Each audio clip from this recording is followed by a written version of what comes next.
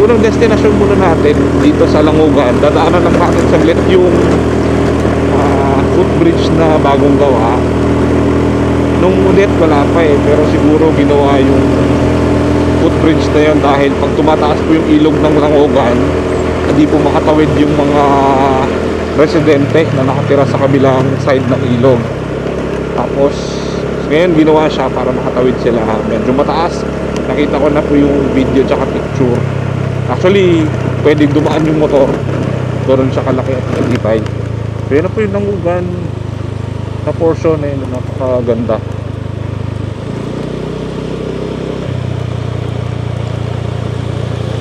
So bumaba na tayo ng bundok ng Langugan.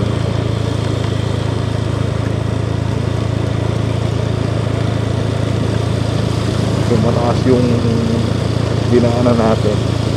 Kung makita nyo po sa mga bundok po may mga landslide.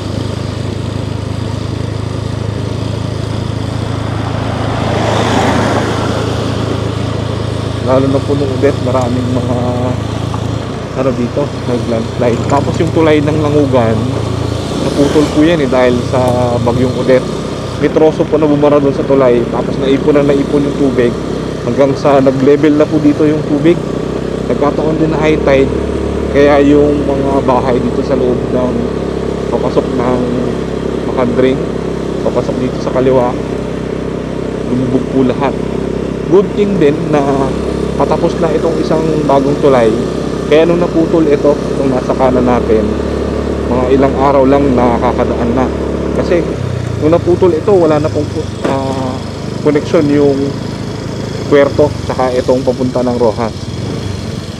Yan po yung nangyari, putol yung tulay na yan. Napakalaki nung naputol.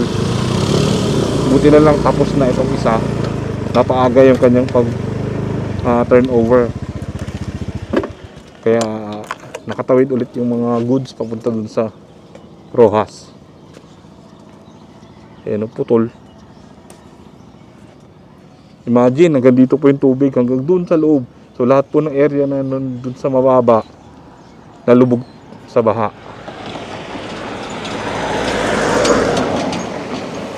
Kaya hanapin natin yung footbridge yan sa loob. Tignan natin.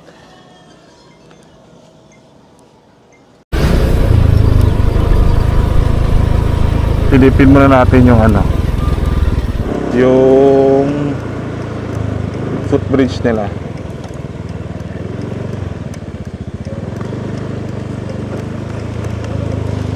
Ito yung kanilang school.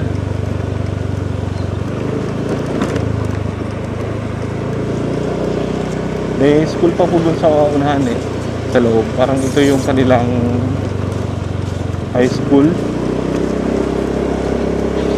Dun sa looban merong elementary din.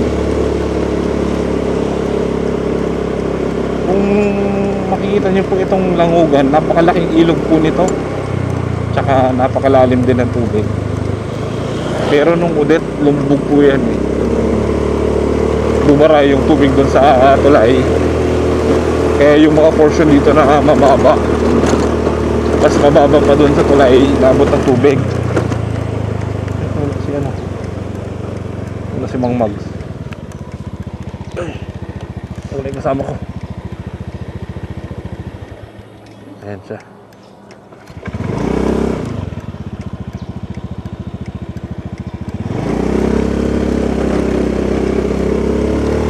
Tagal-tagal na rin tayo hindi nakabalik dito.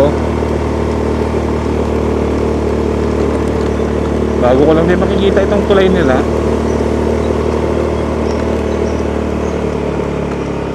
Talagang kailangan nila talaga ng tulay para makatawid po sila, lalo na po yung mga estudyante pag pumapasok sa school, tapos yung kanilang mga produkto.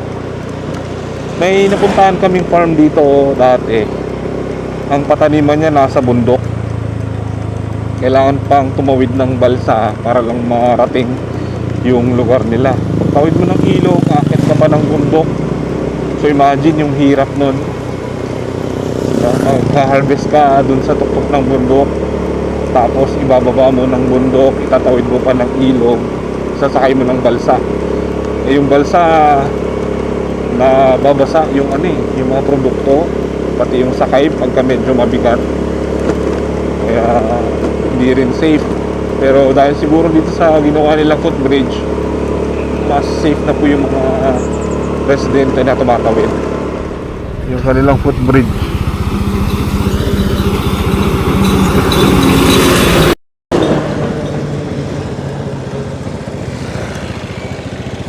Baba natin? O dyan na lang?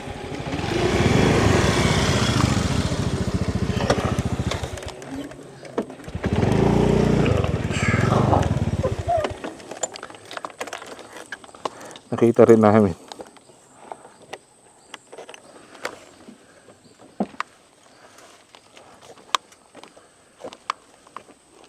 Ayun. Kaya yung motor dito, no? Di ba? Naitatawid yung motor. Ito po yung kanilang footbridge. Ayan. So malaking tulong na po sa mga residente. Safe na yung kanilang pagtatawid sa ilog. Meron na silang footbridge. Kaya yung motor dito eh. Ayan o. Dinadaanan ng mga sasakyan.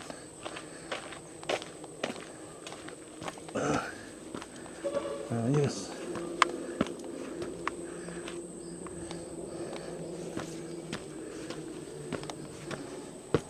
Ang matibay.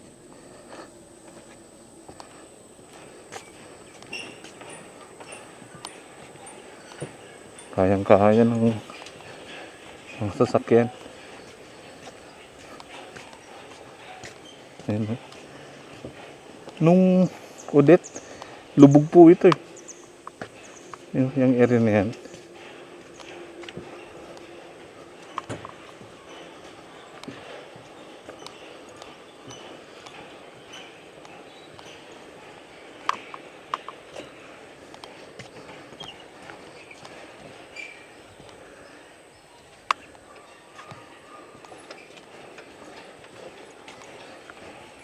Yan.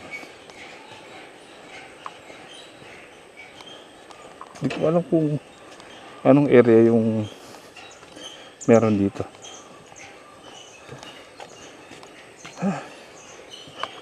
Layo-layo rin eh.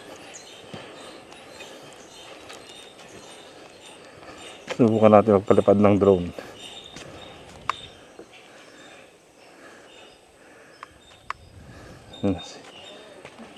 Si Mang Mags. Alright.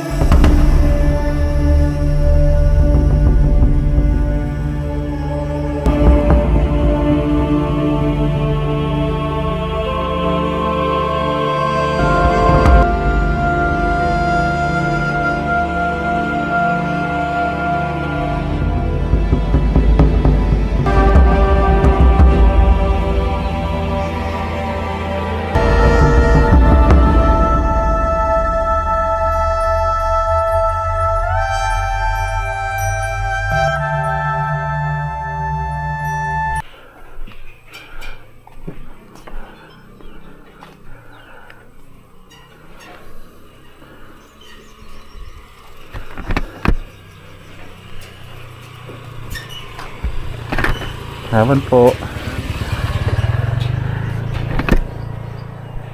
Kaya pala na kaya siya ng motor. Masyado lang matarik doon sa dulo. Matarik na pababa. Kaya